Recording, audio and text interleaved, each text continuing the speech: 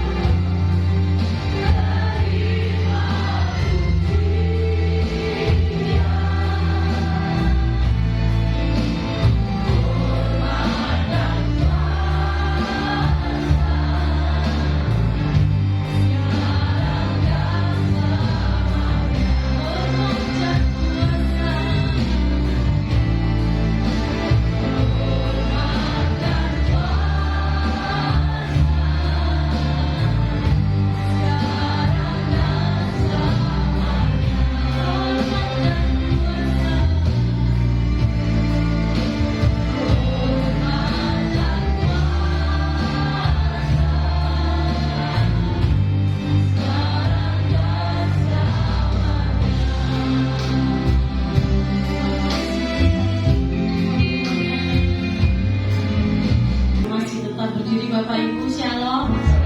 Selamat pagi semuanya. Bersyukur kita masih boleh ada saat pagi hari ini. Ada kuasa di dalam darahnya. Bapak Ibu percaya? Amin. Mari kita sama-sama katakan, ada kuasa dalam darahnya, darahmu ada kuasa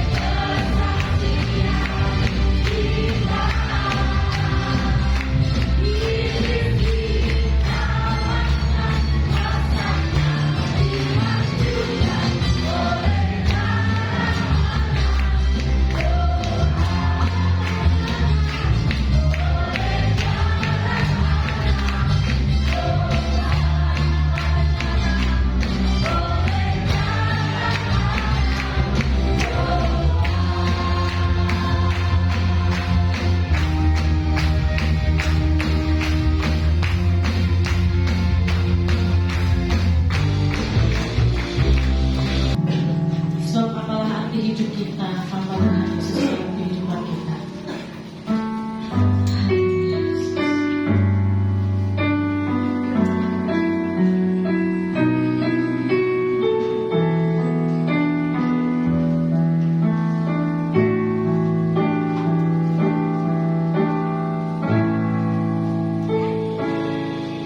Yesus, apa arti hidupku bila Kau tak berikan nyawamu yang terbaik tersedia bagiku. Ku bersyukur atas kasih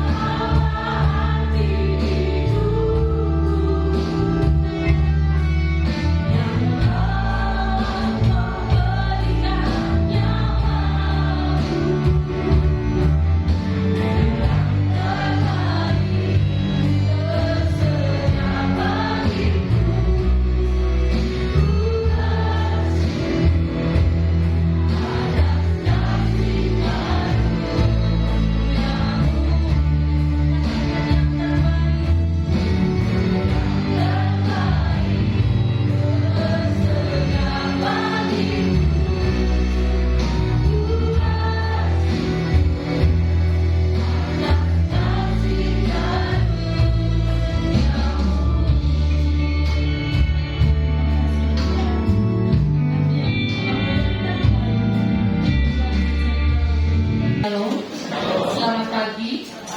Apa kabar hari ini? Bapak Ibu dikasih salam ke kanan kiri, katakan bahwa selamat merayakan kasih Allah Yesus.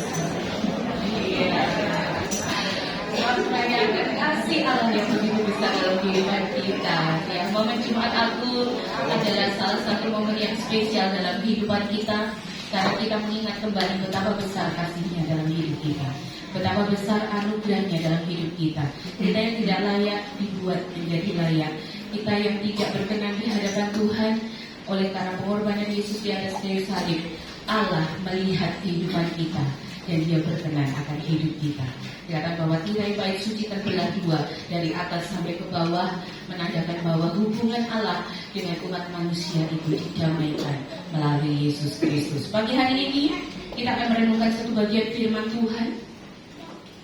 Kemarin minggu kita bertemu dengan Peloni Almond, ya, seorang yang tidak dikenal, seorang yang tidak ditulis identitasnya, tapi dia memiliki peran penting di dalam mempersiapkan perjamuan Tuhan. perjamuan Yesus dengan murid-muridnya. Pagi hari ini kita akan belajar satu istilah di dalam bahasa Yunani yang disebutkan dengan kata kenosis. Sebetulnya istilah ini adalah dogma, Bapak Ibu. Kalau mempelajari lebih jauh, mempelajari lebih detail, ini merupakan materi dogma. Tapi saya merangkum pagi hari ini dengan sebuah kemasan yang sederhana supaya kita menyadari betapa besar anugerah Allah dalam kehidupan kita, betapa besar kasih-Nya dalam hidup kita. Ada seseorang yang menulis kasih Yesus itu hebat atas kita. Iya, memang benar. Kasih Yesus itu hebat di dalam kehidupan kita. Kita akan baca dulu di dalam Filipi. Surat Paulus di dalam kepada jemaat di Filipi.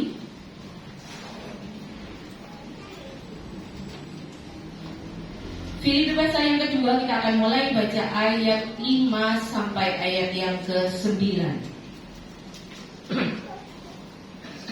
5 sampai 11 ya, supaya lengkap. Filipi pasal 2 ayat 5 sampai ayat yang ke-11.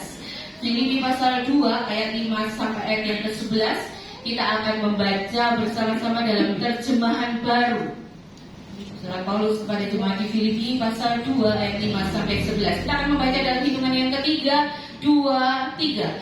Hendaklah kamu dalam hidupmu bersama menaruh pikiran dan perasaan yang terdapat juga dalam Kristus Yesus, yang walaupun dalam rupa Allah tidak menganggap kesetaraan dengan Allah itu sebagai milik yang harus dipertahankan, melainkan telah mengosongkan dirinya sendiri dan mengambil rupa seorang hamba dan menjadi sama dengan manusia.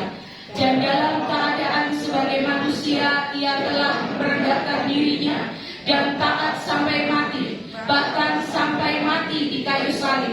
Itulah sebabnya Allah sangat meninggikan dia dan mengaruniakan kepadanya nama di atas segala nama, supaya dalam nama Yesus bertekuk lutut segala yang ada di langit dan yang ada di atas bumi dan yang ada di bawah bumi, dan segala lidah mengaku Yesus Kristus adalah Tuhan, bagi kemuliaan Allah Bapa.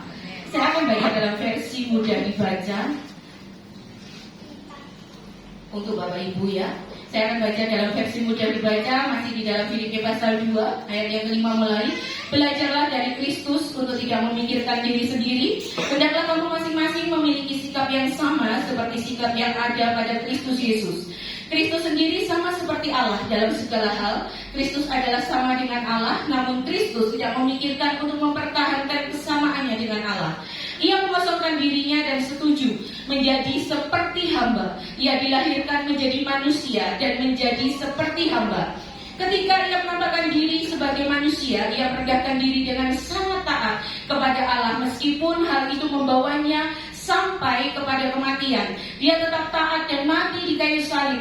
Kristus taat kepada Allah sehingga Allah memberikan kedudukan yang paling penting kepadanya. Allah membuat nama Kristus lebih besar daripada setiap nama yang ada. Allah membuat hal itu sebab Ia mau setiap orang menyembah nama Yesus. Setiap orang yang ada di surga, di bumi, dan di bawah bumi akan menyembahnya. Setiap orang akan mengaku Yesus Kristus adalah Tuhan. Hal itu akan membawa kemuliaan bagi Allah Bapa. Ya, kenosis itu adalah sebuah istilah dalam bahasa Ibrani, khususnya di dalam ayat yang ke-7 dari Filipi pasal 2, yaitu artinya ia mengosongkan dirinya. Jadi kenosis itu adalah Yesus itu mengosongkan dirinya, tidak lagi menganggap kesamaannya dengan Allah, kesetaraannya dengan Allah, tidak mempertahankan itu, tapi dia mengosongkan dirinya menjadi serupa, menjadi sama dengan makhluk ciptaannya. Dia turun dari surga, dia ada di dalam dunia, itu sebagai sebuah tindakan pengosongan diri, sebuah tindakan kesengajaan yang berdampak untuk dirinya dan juga berdampak untuk orang lain. Olehnya ayat-ayat yang tadi kita baca, dia akan mati dalam kerendahan hatinya, dalam kerendahan dirinya. Ia merendahkan diri sebagai hamba, bahkan taat sampai mati. Untuk apa? Untuk menebus. Untuk apa? Untuk memberikan nyawanya bagi setiap manusia yang percaya kepadanya. Nah, hari ini kita akan mempelajari tentang ini Bapak Ibu. Dalam masa penderitaan Yesus, kemarin di Connect Home, saya lupa di mana ya, saya katakan bahwa dalam masa-masa Prapaskah ini, cobalah baca di dalam Matius pasal 26 sampai 28, Markus pasal 14 mulai, Lukas pasal 22 mulai. Kalau Yohanes, kalau Ibu bisa baca mulai dari Yohanes pasal 13, ketika Yesus membasuh kaki murid-muridnya. Yohanes menceritakan lebih detail daripada peristiwa-peristiwa sebelum perjamuan terakhir, tetapi Matius menceritakan lebih detail tentang bagaimana perjalanan penderitaan Yesus. Bapak Ibu, ketika Bapak Ibu membaca setiap Injil sinopsis ini, Matius, Markus, Lukas, Yohanes, Bapak Ibu akan menemukan sesuatu yang luar biasa yang boleh dimiliki oleh Yesus. Dan pagi hari ini kita akan melihat bagaimana Yesus sebagai seorang manusia. Yesus bukan setengah manusia, setengah Allah, tidak. Tetapi Yesus adalah manusia sejati 100%. Dan Yesus adalah Allah 100%, Allah sejati. Dan dalam masa penderitaannya ketika dia akan menuju ke kayu salib, disitulah Yesus menampakkan dirinya sebagai seorang manusia sejati. Nanti kita lihat bersama-sama. Allah yang absolut kuasanya, Allah yang tinggi, Allah yang kudus, Allah yang tidak terbatas, Allah yang kekal, Allah yang super, Allah yang transcendent, itu mengosongkan dirinya, melepaskan semuanya, masuk ke dalam dunia yang terbatas, masuk ke dalam tubuh yang terbatas, masuk ke dalam dunia yang fana, menjadi rendah, menjadi imanen, menjadi minor. Jadi Allah yang Maha Kuasa, pencipta langit dan bumi, yang memiliki segala jagat raya ini, Allah yang melampaui segala ilmu pengetahuan, melampaui segala pengalaman manusia, melampaui segala apa yang dipikirkan oleh manusia, itu mengosongkan dirinya, ditulis dalam bahasa Yunani dalam bentuk kenosis ini, untuk menjadi sama seperti manusia. Bahkan di dalam Filipi, dalam terjemahan yang lain, dia menjadi sangat hina, dia menjadi sangat rendah, dia menjadi lebih rendah dari makhluk ciptaan yang lain, dia lebih rendah dari manusia yang lain. Mengapa demikian? Sudah ada 4 jihad kemarin yang Pak Sam sempat jelaskan. Semua korban di dalam perjanjian lama itu hanya bayangan. Bapak Ibu, coba bayangkan kalau kita tinggal di dalam kehidupan kita dalam zaman hukum Taurat. Bapak Ibu setiap kali berbuat salah, ini Bapak Ibu harus bawa korban, harus bawa hewan ke bait Allah, harus bawa hewan ke kemah Allah, ke kemah suci, untuk bertemu dengan imam. Dan korban itu disembelih dengan berbagai macam bengek aturan. Darahnya disiramkan, nanti lemak-lemaknya dibakar. Supaya apa? Supaya kesalahan yang dilakukan pada saat itu, umat pada waktu itu, ditimpakan di atas korban yang disembelih ini, ditimpakan di atas hewan yang mati ini. Dan dia bebas dari dosa, bisa kembali lagi ke rumah, boleh lagi beribadah kepada Allah. Tapi nanti kalau berbuat salah lagi, kalau berbuat dosa lagi, sama, harus bawa lagi hewan. Supaya apa? Supaya dosa kesalahannya ini ditimpakan di atas hewan tersebut. Betapa rumitnya Bapak Ibu. Bapak Ibu melakukan satu kesalahan, 2 kesalahan dalam sehari, harus melakukan seperti itu.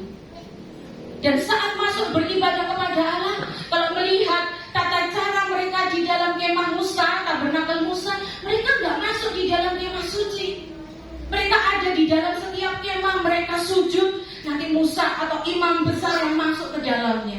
Imam besar pun ketika masuk tidak bisa leluasa. Kemarin saya katakan kaki mereka harus diikat, mereka harus pakai gemerincing. Supaya apa? Supaya ketika mereka didapati kesalahan dan mereka mati, mayatnya, jenazahnya bisa dikeluarkan, bisa ditarik keluar.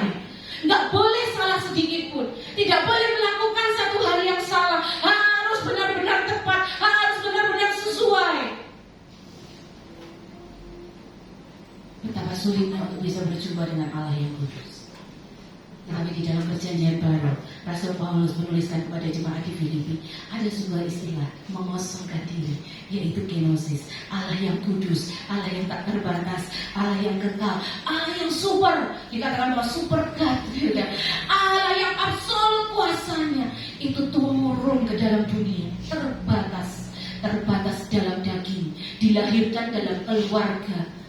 Lalu kalau kita mengingat peristiwa Paskah, di mana Yesus, peristiwa Natal, di mana Yesus dilahirkan? Di sebuah istana kah? Tidak. Ada dayang-dayang yang melayani? Tidak. Di sebuah tempat yang indah kah? Tidak. Maria dan Yusuf harus mencari sebuah tempat. Ketika sensus yang dilakukan oleh Kaisar Agustus, mereka harus kembali ke kampung halamannya dengan susah payah. Ketika Maria mengandung, mereka harus mencari tempat di mana Yesus dilahirkan. Nggak nemu tempat. Hanya satu tempatnya, yaitu tempat yang paling hina. Di mana di box bayi, tidak di tempat makanan hewan. Seorang penulis buku, Philip Yancey, pernah menuliskan tentang kenosis ini. Dia menuliskan dalam kalimatnya adalah, Allah telah membungkuk begitu rendah sampai menjadi salah satu makhluk yang hina. Dalam tulisannya, dia menjelaskan tentang knowing God, mengenal Allah, mengenal Yesus. Dan dia menuliskan tentang kenosis ini dalam sebuah kalimat. Allah yang hebat, Allah yang tak terbatas itu, Allah yang super itu, membungkuk begitu rendah sampai menjadi salah satu makhluk yang paling hina. Nah, ada dua makna kenosis di dalam Filipi ini. Makna kenosis Yesus Kristus, ya, makna kenosis Yesus Kristus. Nanti suatu kali Pak Sam akan menjelaskan tentang Trinitas Allah, bagaimana Allah Bapa, atau Bapak Ibu yang gemar untuk sosial media, bukan promosi, tapi itu penjelasan Bapak Ibu. Bapak Ibu harus mengerti tentang Tritunggal Allah, bagaimana Allah Bapa, Allah Anak, dan Allah Roh Kudus, supaya Bapak Ibu bisa mengerti dan memahami ketika nanti terjadi hal atau Bapak Ibu melihat sosial media yang lain. Bapak Ibu bisa melihat, Pak saya mengajar lewat sosial media TikTok, bisa dilihat di situ supaya kita bisa mengerti kehidupan kita atau iman kekristenan kita kepada Tuhan. Nah, kalau kita tidak mempunyai akar yang kuat di dalam iman kita kepada Tuhan, maka ketika ada ajaran sedikit, ketika kita mendengar apa sedikit, kita akan mudah goyah. Di akhir zaman ini ada banyak sekali hal yang istilahnya mengganggu kita, yang tidak lagi berbicara pada kebenaran firman Tuhan. Tapi kembali ke firman Tuhan pada pagi hari ini, makna kenosis Yesus Kristus. Yang pertama, dia mengosongkan diri, artinya apa? Dia merendahkan dirinya, bukan insecure ya, tapi dia merendahkan dirinya untuk menjadi sama seperti manusia. Menjadi seperti manusia biasa, Yesus tumbuh berkembang seperti manusia pada umumnya. Dia memiliki rasa lapar, rasa haus, lelah, marah, penuh cinta kasih, sakit dan mati. Kita akan lihat sedikit demi sedikit Yohanes 4 ayat yang ke-6 tentang merendahkan dirinya sama seperti manusia. Kita lihat bersama sedikit demi sedikit ya Bapak Ibu, supaya kita bisa memahami bagaimana sih Yesus sebagai manusia tentu beda dengan manusia yang lain. Oh enggak, sama seperti manusia yang lain. Yohanes pasal 4 ayat yang ke-6 saya akan bacakan untuk Bapak Ibu. Di situ terdapat sumur Yakub. Yesus sangat letih oleh perjalanan. Karena itu ia duduk di pinggir sumur itu hari kira-kira pukul 12. Ini mengisahkan tentang seorang perempuan Samaria yang datang kepada Yesus. Nah, di sini diceritakan kemanusiaan Yesus. Di situ terdapat sebuah sumur Yakub. Yesus sangat letih oleh perjalanan. Ibu ya. Yesus sebagai manusia dia juga mengalami keletihan ya. Markus 10 ayat 14. Ya, merendahkan dirinya sama seperti manusia. Markus pasal yang ke-10 ayat yang ke-14. Ketika banyak orang membawa anak-anak kepada Yesus, ayat 13 mulai saya akan bacakan. Lalu orang membawa anak-anak kecil kepada Yesus supaya ia menjamah mereka. Akan tetapi murid-muridnya memarahi orang-orang itu. 14. Ketika Yesus melihat hal itu, ia marah dan berkata kepada mereka, biarkan anak-anak itu datang kepadaku, jangan menghalang-halangi mereka, sebab orang-orang yang seperti itulah yang punya kerajaan Allah. Ketika banyak orang hadir membawa anak-anak mereka untuk diberkati oleh Yesus, murid-muridnya ini menghalang-halangi dan Yesus marah. Yesus juga pernah marah ketika bait suci menjadi ladang jual beli hewan-hewan, tukar tukar uang dan lain sebagainya. Dia juga marah. Sangkamu bait Allah, rumah Allahku ini dijadikan sarang penyamun, sarang jual beli begini. Wah, Yesus marah. Dia juga mengalami emosi. Matius pasal 4 ayat yang kedua, ini coba pada guru. Matius pasal 4 ayat yang kedua, saya akan bacakan untuk Bapak Ibu. Ayat yang pertama, maka Yesus dibawa oleh Roh kepada gurun untuk dicobai iblis 2. Dan setelah berpuasa 40 hari dan 40 malam, akhirnya laparlah Yesus. Yesus juga lapar Bapak Ibu ya. Dia juga lapar, mengalami sifat-sifat yang dimiliki oleh manusia. Dan yang terakhir, detik-detik ketika dia akan mengalami salib. Lukas pasal 22. Lukas pasal 22 Ini menarik, hanya Injil Lukas yang menuliskan hal ini. Matius, Markus, Yohanes tidak menuliskan, tapi Lukas dengan detailnya, dia seorang dokter, tapi dia juga seorang penulis. Kalau Bapak Ibu membaca Lukas pasal 1, di sana dituliskan, aku sudah menuliskan Theophilus yang mulia, gitu ya. Aku sudah mencatat banyak hal. Rupanya dia suka membukukan segala cerita yang dia dapat, yang dia lihat, yang dia dengar, itu dia catat. Dijadikanlah kitab Lukas ini. Lukas 22 ayat 43 dan 44. Maka seorang malaikat dari langit menampakkan diri kepadanya untuk memberi kekuatan kepadanya. 43. Ia sangat ketakutan dan makin bersungguh-sungguh berdoa. Peluhnya menjadi seperti titik-titik darah yang bertetesan ke tanah. Dalam Injil Matius dituliskan bahwa Yesus pergi berdoa, lalu dia kembali kepada murid-muridnya. Kedua kali dia pergi lagi berdoa. Hatiku sangat gentar, hatiku sangat takut, seperti mau mati rasanya. Ibu, Yesus tahu apa yang akan dihadapi, tahu. Bapaknya di surga akan menimpakan semua kesalahan umat manusia di dalam dirinya. Olehnya ketika Yesus berdoa, dia berdoa sangat takut, sangat gentar. Di dalam Lukas dituliskan seorang malaikat dari langit menampakkan diri kepadanya. Iya, dalam kemanusiaannya Yesus juga mengalami kegentaran. Dia juga mengalami ketakutan. Dan malaikat itu dengan jelas dituliskan memberi kekuatan kepadanya. Ia sangat ketakutan dan makin sungguh-sungguh berdoa. Peluhnya menjadi seperti titik-titik darah yang menetes. Dia mengalami sifat-sifat yang dialami oleh manusia. Apa arti kenosis Yesus Kristus? Yang pertama adalah dia merendahkan dirinya, sama dengan makhluk ciptaannya. Pernah lapar, pernah haus, bahkan sampai di kayu salib pun Yesus bilang, aku haus. Salah satu dari 7 perkataan Yesus di atas kayu salib, aku haus. Lalu seseorang pakai bunga karang, pakai spon, dicampur anggur asam, dicampur empedu. Nah, saya baca ternyata anggur asam yang dicampur dengan getah pahit ini untuk anestesi, untuk meredakan sakitnya. Dicucukkan ke mulutnya Yesus menolak.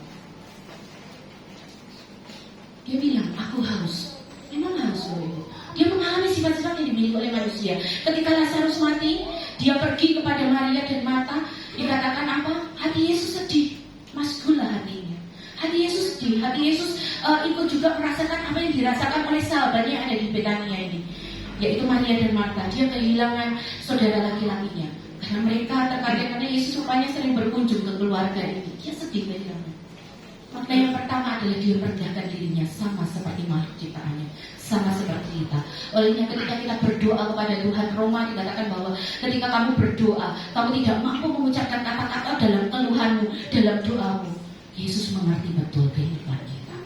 Yesus tahu pasti apa yang kita rasakan. Yesus mengerti betul apa yang kita sedang alami.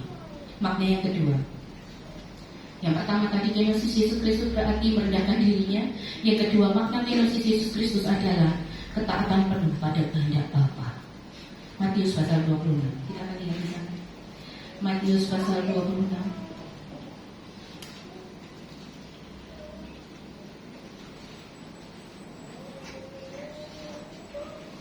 Saya akan bacakan untuk Bapak Ibu mulai ayat yang ke-36.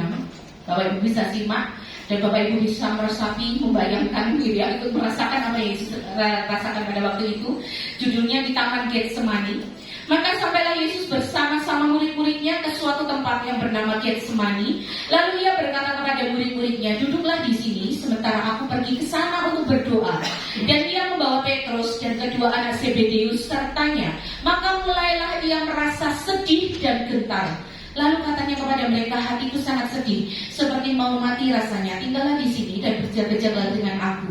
Maka ia maju sedikit lalu sujud berdoa. Katanya, Bapak Ibu perhatikan doa Yesus kepada Bapa. Ya Bapakku, jikalau sekiranya mungkin, biarlah cawan ini lalu daripadaku.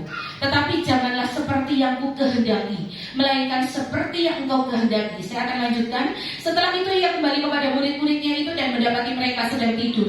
Dan ia berkata kepada Petrus, tidakkah kamu sanggup berjaga-jaga 1 jam dengan aku? Berjaga-jagalah dan berdoalah supaya kamu jangan jatuh ke dalam pencobaan. Roh memang penurut, tetapi daging lemah. Lalu ia pergi untuk kedua kalinya dan berdoa, katanya, "Ya Bapakku, jikalau cawan ini tidak mungkin lalu, kecuali apabila aku meminumnya, jadilah kehendak-Mu." Dan ketika ia kembali pulang, ia mendapati mereka sedang tidur, sebab mata mereka sudah berat. Ia membiarkan mereka di situ lalu pergi dan berdoa untuk ketiga kalinya dan mengucapkan doa yang itu juga. Mengucapkan doa yang itu juga. Kalimatnya sederhana, Bapak Ibu. "Ya Bapakku, sekiranya mungkin, biarlah cawan ini lalu daripadaku. Tapi bukan kehendak-Ku, melainkan kehendak-Mu." Lalu dia kembali kepada murid-muridnya. Lihat, murid-muridnya sedang tidur. Yesus kembali lagi berdoa. Doa yang kedua juga sama. "Ya Bapakku, kalau boleh," saya bacakan dengan bahasa saya ya, "kalau boleh, biarlah cawan ini juga lalu daripadaku. Tapi kalau aku meminumnya, biarlah kehendak-Mu yang jadi." Dia lihat lagi, ngecek murid-muridnya lagi. Lalu dia kembali untuk berdoa kali yang ketiga. Saya lupa di Markus atau di Lukas ya, dituliskan di sana bahwa Yesus sudah merebahkan dirinya ke atas tanah. Mungkin karena takut dan gentarnya, dia merebahkan dirinya ke atas tanah. Dan dia berdoa juga ketiga kalinya doa yang sama. "Ya Bapakku, sekiranya cawan ini lalu daripadaku, tapi bukan kehendak-Ku, tetapi kehendak-Mu." Dalam Filipi tadi dituliskan bahwa, saya akan bacakan di dalam versi terjemahan Indonesia. Dalam terjemahan firman Allah yang hidup, "Ia mengesampingkan kuasa serta kemuliaannya dan mengambil sikap seorang hamba dan menjadi sama seperti manusia. Ia lebih merendahkan dirinya lagi, bahkan sampai mati di kayu salib seperti seorang penjahat." Yang kedua, makna kenosis dari Yesus Kristus adalah ketaatan penuh, ketaatan absolut, ketaatan yang brutal, ketaatan yang tidak bisa diganggu-gugat pada kehendak Bapaknya. Kenapa Yesus sedih? Kenapa Yesus gentar? Karena dia tahu apa yang akan dia alami ke depannya, itu dia tahu semuanya. Apakah Yesus tidak mampu? Mampu. Ada bala tentara surga yang sangat besar, ada Allah Bapa di surga yang sangat mampu dengan kuasanya yang super. Ya, dia super God, itu super transcendent, kekuatan yang absolut, kekuatan yang mutlak, mampu. Tapi itu tidak ada di dalam rencana besarnya Allah. Karena manusia yang berdosa harus ditebus oleh manusia juga yang tanpa cacat celah. 2 Korintus pasal 5 ayat 21, "Dia yang tidak mengenal dosa dibuat menjadi dosa." Yesaya pasal 53 ayat yang ke-6, "Segala kutuk dunia, segala kutuk manusia ditimpakan, sudah ditimpakan di atas tubuhnya, di atas diri Yesus. Olehnya dia takut. Sekiranya Tuhan, sekiranya cawan ini, penderitaan ini lalu daripadaku, tapi bukan kehendak-Ku, melainkan kehendak-Mu." Ketundukan, ketaatan yang mutlak, ketaatan yang brutal yang bisa kita lihat. Saya akan menjelaskan dari berbagai hal yang saya saya serap ya Bapak Ibu, saya rangkum. Bapak Ibu, kita akan lihat bagaimana penderitaan Yesus sebagai manusia, dan kita bisa lihat tadi sudah diputar Passion of the Christ ya, film ini luka-lukanya Yesus tapi tubuhnya masih utuh gitu ya, tubuhnya masih utuh. Gak mungkin lah film membuat dia sampai hancur lebur, gak ada manusia yang kuat untuk bisa menderita itu. Tapi saya akan jelaskan pagi hari ini supaya kita tahu apa yang Yesus alami mulai dari Getsemani sampai di kayu salib. Kita akan lihat bersama-sama di dalam taman Getsemani, ketaatan yang brutal itu seperti apa, ketaatan ketundukan kepada kehendak Bapaknya itu seperti apa, bagaimana Yesus mengosongkan diri, dan bagaimana dalam kemanusiaannya Yesus mengalami penderitaan. Ketika di dalam taman Getsemani dia mengalami, kalau istilah medisnya namanya hematidrosis. Hematidrosis ini adalah sebuah kondisi stres yang ekstrim yang menyebabkan darah ini bisa bercampur dengan keringat. Nah, ketika dalam kondisi seperti ini, kulit manusia itu ada dalam tingkat yang paling sensitif, sehingga pori-porinya membesar, jaringan kulitnya itu sensitif, pori-porinya membesar. Dan tadi di dalam Lukas dikatakan bahwa peluhnya atau keringatnya itu seperti titik-titik darah. Nah, itu dalam kondisi stres yang ekstrim. Yesus tahu apa yang harus apa yang akan dihadapi ke depannya. Yesus tahu bagaimana penderitaannya ke depannya. Olehnya saat dia berdoa kepada Bapaknya, "Tuhan, Bapakku, sekiranya boleh cawan ini lalu." diri padaku. Itu permintaan Yesus ya. Permintaan kepada Bapa. Kalau boleh, karena dia tahu dia mengalami stres yang ekstrim. Yesus mengalami kondisi di mana stres yang begitu luar biasa, tekanan batin yang begitu luar biasa. Olehnya di Lukas ada seorang malaikat yang menampakkan diri kepadanya untuk memberi kekuatan. Bapak Ibu, dalam kehidupan kita seringkali kita juga stres ya, benar ya. Aduh, jalan buntu ya, kok ini. Tapi kan nggak sampai mengeluarkan titik-titik darah. Nggak sampai mengeluarkan titik-titik darah. Penderitaan Yesus yang dia alami di Taman Getsemani itu awal ketika dia nantinya akan menuju ke salib.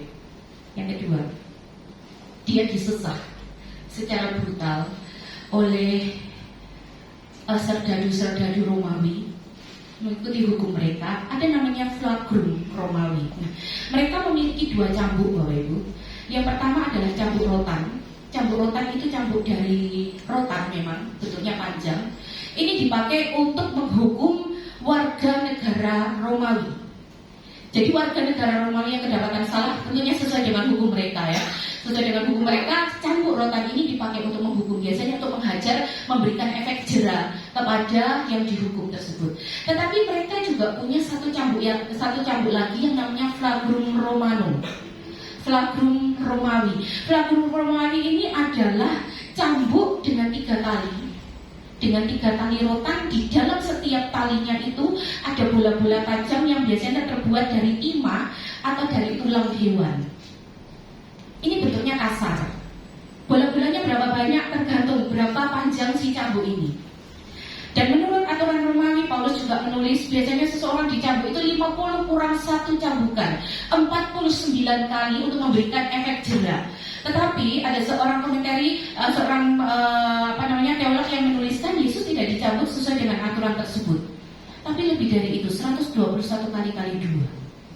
Dan setiap kali cambuk ini menancap di tubuhnya, itu merobek kulitnya. Bahkan ketika dirobekkan itu otot-ototnya kelihatan. Otot-ototnya kelihatan, ujung sarafnya robek dan sakit yang luar biasa. Sekali dicambuk ada 9 luka yang terkorek. Sekali dicambuk ada 9 luka yang terkorek. Bapak Ibu bayangkan aja, nggak usah 120 kali, tapi 49 kali cambukan aja sudah berapa luka yang terkorek, yang terbuka. Dan itu luka basah. Kena pisau, saya pernah kena pisau karena motong melese gitu ya, pisau daging gitu, karena motong melese. Aduh, sakitnya luar biasa. Pak saya selalu nakut-nakut ya, harus dibawa ke dokter loh itu, harus dijahit loh itu, harus diinikan loh itu. Saya kan anti begituan ya, takut nggak usah diplesterin. Loh itu nanti bermasalah, itu nanti apa lah, segala macam ya. Kita kena pisau aja, kena duri atau mungkin kebeler sedikit aja, wah rasanya udah cenut-cenut. Kadang jantung sudah berpindah ke sini ya. Kalau malam sudah suasana tenang, sudah mau tidur, jantungnya ada di sini tiba-tiba pindah ke kanan, jeduk itu tuh sudah nggak karu-karuan. Apalagi kalau sakit dan lain sebagainya. Nah ini luka basah, daging yang terkoyak, terlihat bagian dalamnya dan berapa darah yang terjujur. Itu disesah secara brutal. Dan ketika Pontius Pilatus sudah cuci tangan, membasuh tangannya. Jadi kronologisnya Yesus ini adalah ketika malam itu dia dibawa ke Hanas, mertuanya Kayafas. Lalu dibawa ke Kayafas, dia adalah imam besar pada waktu itu. Dari Kayafas dia dilempar ke Pilatus. Di dalam Injil Lukas dikatakan dia dilempar ke Herodes, karena Herodes posisinya pada waktu itu ada di kota Yerusalem. Dan Yesus ini dari wilayah di mana Herodes ini berkuasa, dari wilayah Galilea. Jadi dilempar ke Herodes. Dari Herodes tidak mendapati kesalahan, dilempar lagi ke Pilatus. Lalu istri Pilatus bilang apa? Jangan engkau mencampuri urusan orang benar itu, karena dia semalam-malaman aku tidak bisa tidur, aku mimpi buruk. Lalu Pilatus di depan rakyat, dalam Lukas dituliskan bahwa Pilatus sebetulnya takut kepada Yesus ini. Katakanlah sesuatu kepadaku, supaya aku punya alasan untuk membebaskanmu. Aku berkuasa untuk membebaskanmu. Tapi sepatah kata pun Yesus tidak mengucapkan kata apapun. Lalu di hadapan orang banyak, di hadapan rakyat, dia bilang, aku gak akan mencampuri lagi urusan orang ini. Artinya apa? Dia gak mau tahu lagi. Dia diserahkan kepada rakyat. Dan Bapak Ibu, ketika dia diserahkan kepada serdadu-serdadu Romawi, dia diserahkan kepada rakyat pada waktu itu yang berkata, salibkan dia, dia disesah dengan sebegitu rupa. Dia dicambuk dengan begitu rupa. Tadi Perlihatannya Bapak Ibu, tangannya diikat. Memang terkadang tangannya diikat atau orang ini diikat di sebuah tiang, sehingga dia tidak bisa meronta, dia tidak bisa melarikan diri. Dia dalam kondisi terkunci dan dia harus dicambuk. Mahkota duri. Mahkota duri ini panjang durinya kurang lebih 1-2 cm. Ada yang mengatakan bahwa 5 cm sampai 8 cm. Mahkota ini dirangkai dan dia ditancapkan ke kepala sampai menembus bagian otak. Ketika itu sudah sampai ke otak, itu nyeri. Namanya ada saraf trigeminal, saraf yang paling sensitif di bagian otak manusia, dan itu mengakibatkan nyeri yang luar biasa.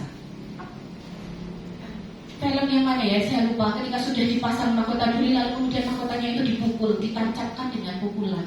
Dan itu untuk menembus kepalanya, untuk menembus bagian tengkoraknya, dan itu menyebabkan mual dan mual dan pusing yang luar biasa. Serdadu-serdadu itu mengenakan jubah ungu. Apa artinya?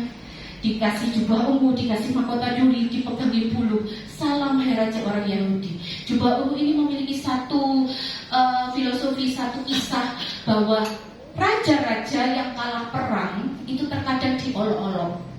Mereka yang menjadi tawanan itu terkadang diolok-olok, dikenakan jubah ungu lalu digiring keliling kota. Sama dengan Yesus, dia dianggap kalah. Kamu gak bisa ngapa-ngapain kan? Bahkan banyak orang berkata, dia yang mau merubuhkan bait Allah dan akan membangunnya dalam 3 hari. Dia yang sudah mengadakan mujizat-mujizat. Coba sekarang adakan mujizat. Dia yang ini pakai pedang, pakai dipukul, diludahi, ditutup matanya. Ayo coba tebak siapa yang meludahi. Diolok-olok sedemikian rupa. Dan dia dikenakan jubah ungu. Diapakan? Diarak. Supaya apa? Ini loh, rajamu yang sudah kalah, yang sudah tidak memiliki kuasa lagi, yang gak bisa melakukan mujizat lagi. Tapi saya menuliskan, dia diumpamakan seperti domba yang teluh, yang dibawa ke pembantaian tanpa sepatah kata pun, tanpa memberontak pun. Olehnya tadi kenosis Yesus Kristus yang kedua adalah ketaatan yang mutlak pada kehendak Bapaknya. Yesus masih nawar, Bapa, andai cawan ini lalu, tapi bukan kehendakku. Salib. Hukuman salib ini bukan asli hukuman Romawi ya, tapi dia belajar dari yang kemarin saya katakan dari bangsa Kartago pada waktu perang Punik. Nah, mereka memberi ditunjukkan bahwa ada salah satu penghukumannya adalah penghukuman salib.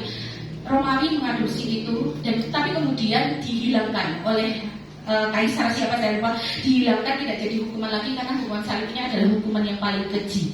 Galatia 3 ayat 13 di sana dituliskan, terkutuklah orang yang digantung di atas kayu salib.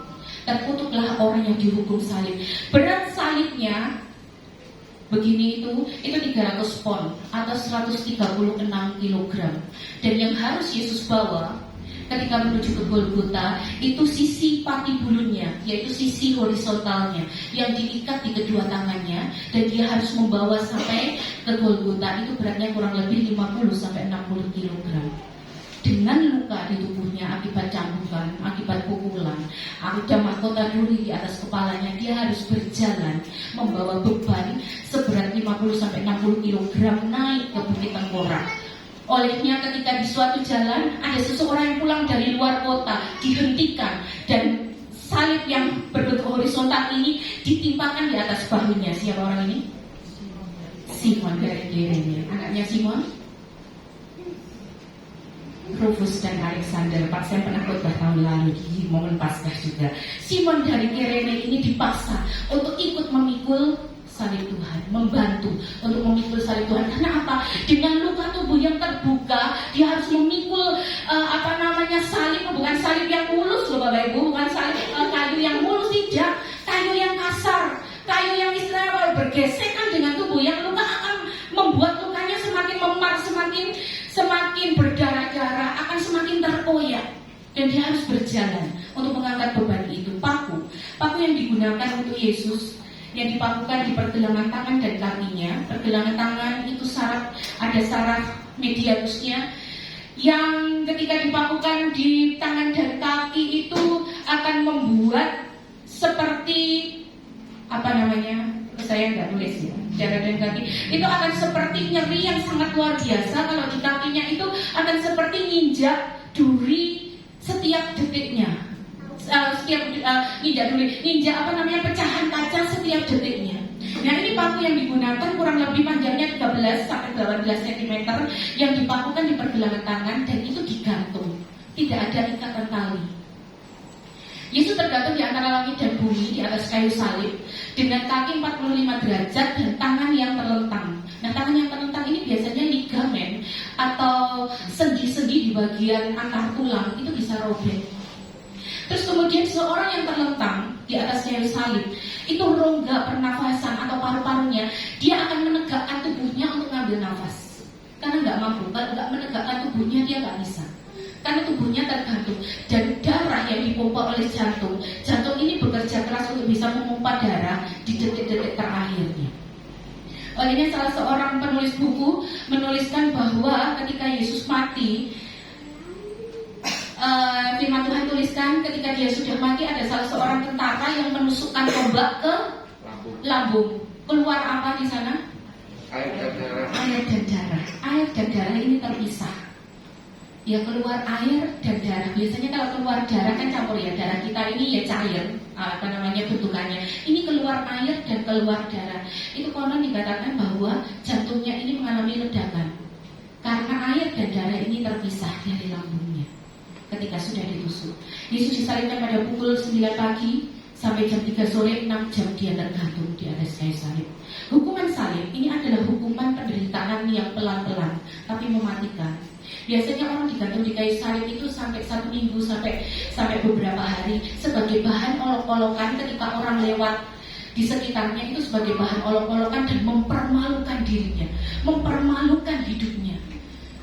Karena apa? Kalau dia digantung di atas kayu salib berarti kesalahannya fatal dan dia adalah seorang yang terkutuk, seorang yang hina.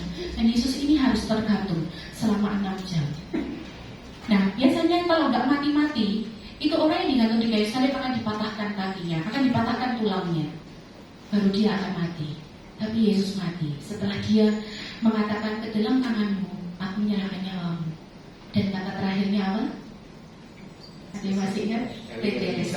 Sudah selesai, gitu ya. Sudah selesai Bapak. Gitu ya.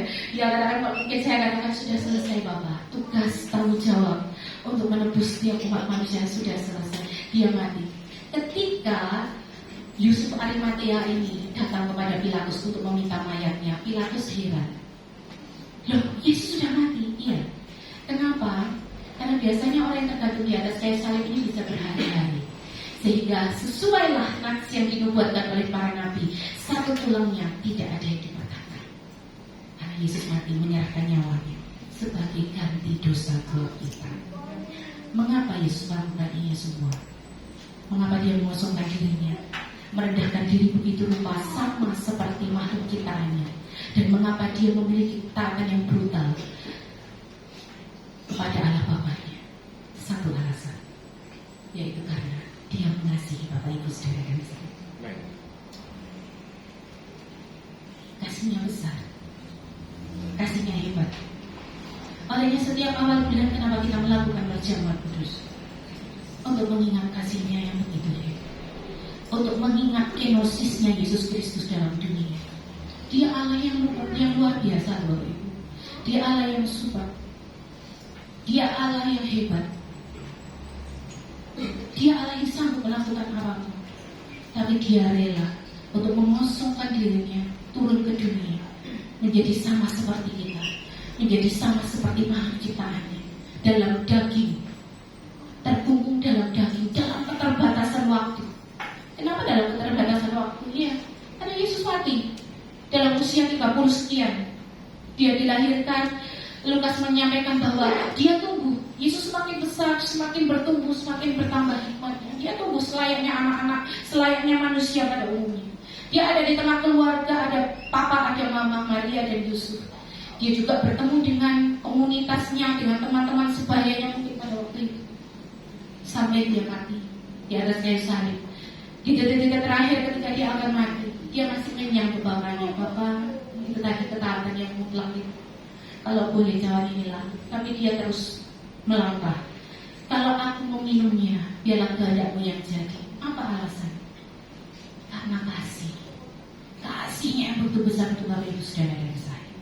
kasihnya yang hebat untuk melenyapkan setiap dosa kutukan yang ada di dalam kehidupan orang percaya. Palingnya Yohanes 3:16, karena begitu besar kasih Allah akan dunia ini sehingga dia merelakan, memberikan, mengaruniakan anaknya yang tunggal. Supaya apa? Supaya setiap orang yang percaya kepadanya tidak binasa, melainkan beroleh hidup yang kekal. Pada waktu Yohanes melihat Yesus pertama kali, dia katakan kepada murid-muridnya, kepada teman-temannya yang lain, kepada orang-orang yang di situ, lihat anak domba Allah yang akan menghapus dosa dunia. Yohanes Pembaptis tahu, dia mengerti betul, dia menjadi perintisnya Yesus, karena dia menjadi perintis anak domba Allah yang akan menghapus dosa dunia. Yesaya pasal 52, saya akan bacakan itu Bapak Ibu dalam terjemahan firman Allah yang hidup. Ini menarik Bapak Ibu. Bapak Ibu simak, Bapak Ibu resapi satu persatu setiap kata demi katanya. Yesaya 52 ayat yang ke-12, ayat yang ke-14. Saya akan bacakan ke Bapak Ibu ayat yang ke-14 dalam terjemahan firman Allah yang hidup. Yesaya 52 ayat 14, di sana dituliskan demikian. Banyak orang akan tertegun jika melihat dia. Ya, bahkan bangsa-bangsa yang jauh pun serta raja-rajanya, karena wajah hambaku sangat mengerikan. Di dalam kurung dituliskan akibat dipukuli dan dilukai demikian hebatnya, sehingga tidak menyerupai manusia lagi. Mereka akan tercengang dan terpukau di hadapannya, karena mereka akan melihat apa yang belum pernah diceritakan orang dan memahami apa yang belum pernah mereka dengar. Demikianlah ia akan menyucikan banyak bangsa. Wah, semua orang akan tertegun, banyak orang akan tertegun, bahkan bangsa-bangsa yang jauh pun akan tertegun melihat dia, karena wajah hambaku ini sangat mengerikan. Akibat dilukai, akibat dipukuli, itu tadi yang saya jelaskan ke Bapak Ibu. Trauma yang ekstrim, sudah trauma yang ekstrim, dia mengalami dehidrasi, banyak darah yang keluar, dicambuk, dipukul, diolok-olok, bahkan diludahi oleh para serdadu-serdadu itu. Kemudian disuruh bawa kayu ke atas kayu salib, tangannya dipaku, kakinya dipaku, dia diolok-olok.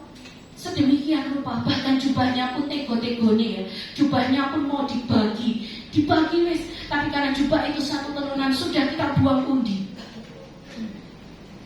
Sampai di bagian yang terakhir, Bapak Ibu baca, saya tertarik. Ada seorang kepala pasukan, ketika dia melihat tanda-tanda gelap gulita, gempa bumi, kuburan-kuburan terbuka, tirai parit Allah terbelah, lalu kepala pasukan ini bilang, sungguh orang ini adalah anak Allah. Sungguh dia ini adalah orang benar. Bahkan kalau saya boleh ceritakan tentang kehidupan Yudas, ketika Yudas tahu bahwa Yesus dijatuhi hukuman mati, dia menyesal. Maka menyesallah Yudas. Dia mengembalikan uang itu kepada imam-imam kepala, tapi imam-imam kepala tidak mau menerimanya. Lalu dia membuang di bait Allah, dan dia pergi ke kota, dia pergi ke luar kota, lalu dia menggantungkan diri. Ibu, Yudas pun karena dia pengkhianatannya Yudas, dia pun merasa menyesal. Karena Yesus tidak bersalah, dan dia dijatuhi hukuman yang tidak manusiawi. Pilatus dan Herodes mengatakan tidak ada kesalahan yang setimpal dengan hukuman mati. Tapi dosa manusia membuat Yesus diarak ke Golgota. Dosa manusia ditimpakan di atas tubuhnya, kutuk atas manusia ditimpakan di atas tubuhnya, sehingga kita yang harusnya mati, kita beroleh hidup yang kekal. Kita yang seharusnya disesat, Yesus yang harus disesat. Kita yang seharusnya mendapatkan penghukuman Bapa, mendapatkan penghukuman Allah, murka Allah, itu semua ditimpakan di atas Yesus. Salah satu kalimatnya ketika dia ada di ayat kayu salib, Allahku, Allahku, mengapa engkau meninggalkan aku? Ya, dalam kemanusiaannya dia harus mengalami demikian hebatnya penderitaan. Oleh dalam kehidupannya Bapak Ibu, dalam momen Jumat Agung ini, kekristenan kita itu bukan sekedar mainan. Ya, lek iso aku tak main gereja, lek enggak iso ya ora usah. Bukan sekedar mainan. Dalam hidup ini memang ada sisi humoris, ada sisi guyonan, itu penting Bapak Ibu. Kalau hidup ini sepaneng terus, Bapak Ibu stres, gitu ya. Oh, kita terus mikir sesuatu yang berat, terus kita memikirkan sesuatu yang serius terus. itu kita stres, sakit dewe. Tetapi saya mau katakan dalam sebuah kekristenan, pengiringan kita kepada Tuhan itu bukan guyonan. Kekristenan ketika kita mengiring, mengikut Tuhan, ketika kita percaya, menjadi orang percaya, ditebus oleh darah Yesus, itu adalah hal yang serius. Yesus melakukannya bukan karena alasan lain, tapi karena kasihnya untuk kita, karena kasihnya untuk Bapak Ibu, karena kasihnya untuk saya. Betapa besarnya kasihnya untuk kita. Olehnya ada seorang pengarang lagu yang mengatakan, terlalu besar kasihmu Bapak, benar. Dan terlalu mahal darah Yesus, itu benar. Kita gak sebanding dengan apa yang Yesus lakukan buat kita. Apa yang kita berikan, kita gak sebanding dengan apa yang Yesus perbuat kepada kita. Tadi Kak Agnes mengatakan masih bernafas, Mas. Ketika kita masih bernafas, ada kesempatan, ada niat, ada gairah, ada greget. Ayo semakin sungguh-sungguh kepada Tuhan. Ayo semakin mencintai Tuhan. Bukan karena kata saya, bukan karena ajakan dari teman Bapak Ibu, tidak. Tetapi aku mau beribadah, aku mau sungguh-sungguh karena kasih Tuhan yang dinyatakan dalam hidupku, karena penderitaan yang begitu hebatnya, karena luka yang begitu dalamnya, karena apa yang dia alami. Seharusnya dia tidak mendapatkan itu, kita yang kena murka. Tapi karena itulah kita mau sungguh-sungguh di dalam Tuhan. Karena itulah menjadi salah satu pijakan kita, alasan kita kenapa kita mengiring Tuhan, kenapa kita sungguh-sungguh pada Tuhan. You only need Tuhan. Bapak Ibu hanya butuh satu aja yang bermakna. Apa yang bermakna? Uangkah? Jabatankah? Keluargakah? Kepandaiankah? Kemampuankah? Karismakah? Apa yang bermakna dalam hidup kita? Hanya Yesus. Satu aja cukup.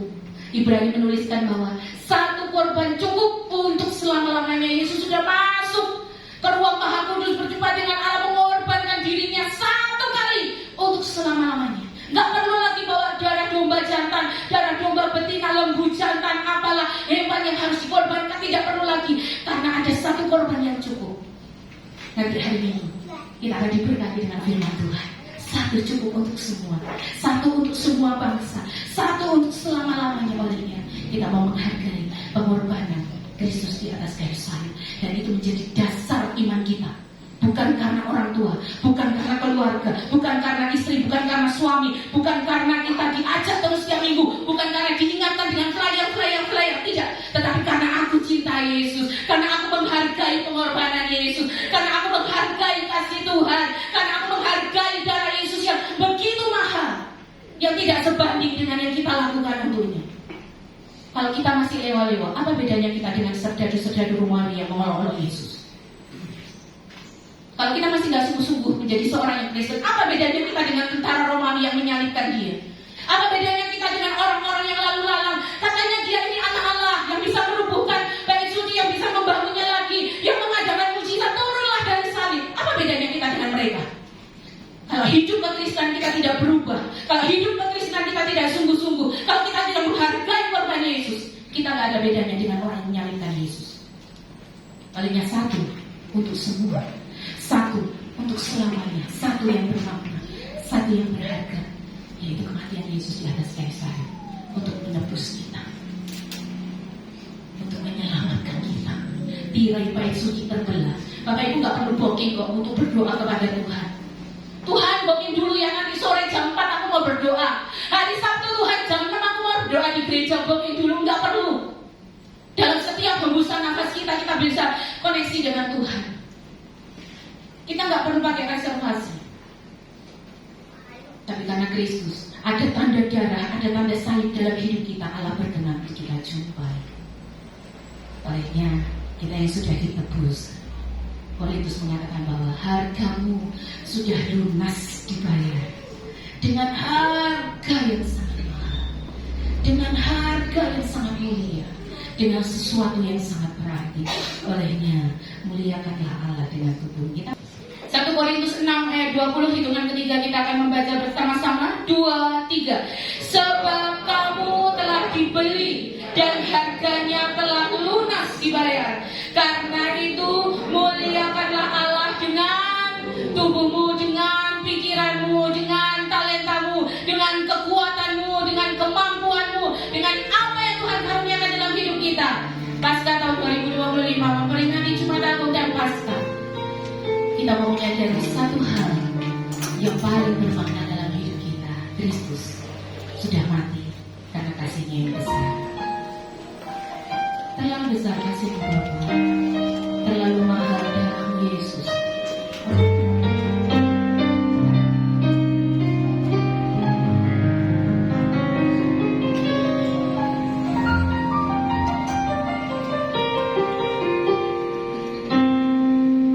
Telah kulihat bukti kasih-Mu,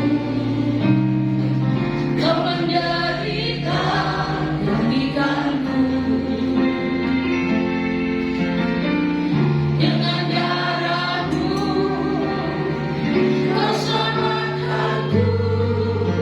Kini ku hidup menyenangkan-Mu. Terlalu besar, terlalu besar kasih-Mu Bapa. Pengorbanan yang Kau berikan bagiku terlalu mahal. Darah-Mu Yesus tercurah untuk menebus. Kau wanita saja, terlalu besar kasih-Mu Bapa, terlalu besar kasih-Mu Bapa. Pengorbanan yang Kau berikan bagiku terlalu mahal. Darah-Mu Yesus terlalu mahal.